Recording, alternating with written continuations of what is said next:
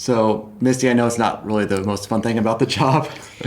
I actually enjoy it. Okay. A lot of people do. A lot of people don't. But the tour manager often has to deal with the guest list and who has access where and how the security works at all those access points.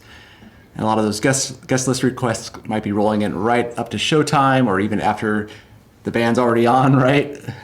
You never know when those guest list requests Oh, I've definitely had that. Yeah. I enjoy it because it's the one aspect of my job that I'm like, I have the power. Yeah. I think a lot of tour managers will go completely out of their way as much as possible to make sure that people are accommodated, and I am one of those. But there are also cutoff points. There are points where, sorry, that's just not possible. Yeah. I enjoy ticketing. To me, it's putting together a puzzle. You have a seating map given to you, and you have the stack of tickets, and you have your guest list, and there are certain people that can't sit by other people, and it's like I said, it's putting together a puzzle and figuring out. You've got groups of 4, and then you've got that one individual person, and it splits up a pair of tickets that you have, and it's the one part that's slightly mathematical that I enjoy. Yeah. But even like different guests will have different access to different points. I mean, like you have 100%. I'm used to getting like a little tour pass that has all access on it, which lets me get certain places, but maybe not everywhere. Mm-hmm. And there's all different kinds of VIP. Oh, I've definitely sort of thing, right? I've done tours that the crew people didn't have an all access pass. Yeah. The all access pass was the A party and management, because that allows access into a dressing room. Yeah. And, I've done, tours where the crew had a separate crew pass. Yeah. And there are a wide variety, just depending upon what size tour you're on, of, levels of how many passes you'll be ordering. Yeah. There are, we call them punter passes that you just give to people because they like having a pass and it doesn't get them anywhere. It just makes them feel special. And, Yeah. You have special guest passes that, have to be escorted by someone with an all access pass. Yeah.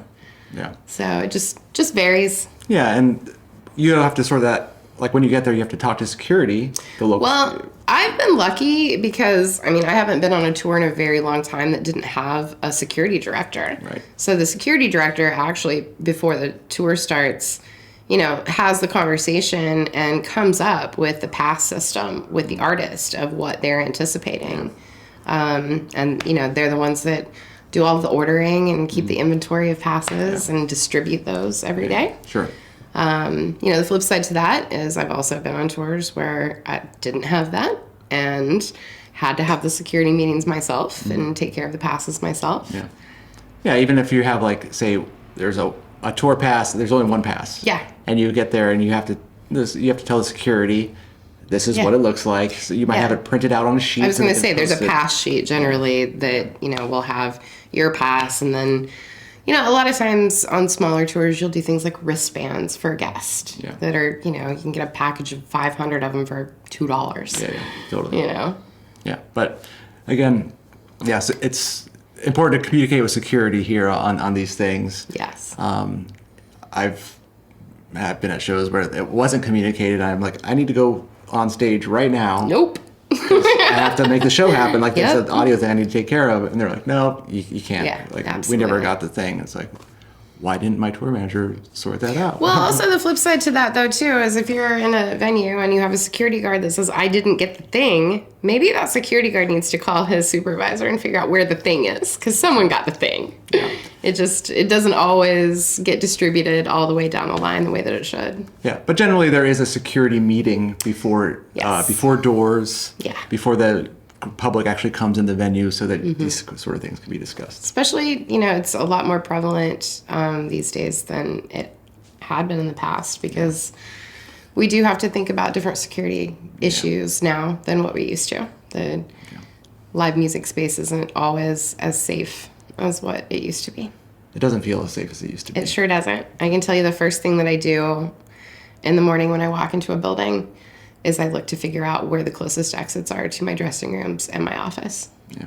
In case I need to get myself out or my artist. And then the second thing is I try and figure out what the route is if I have to get them off stage and out of the building immediately. Yeah.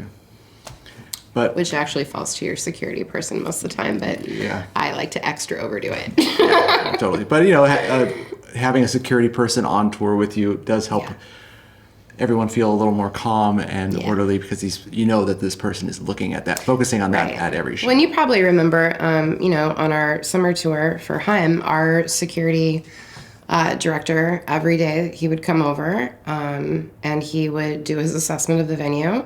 He would send out a venue map that, to everyone on the entire crew that detailed where your exits were. Yeah.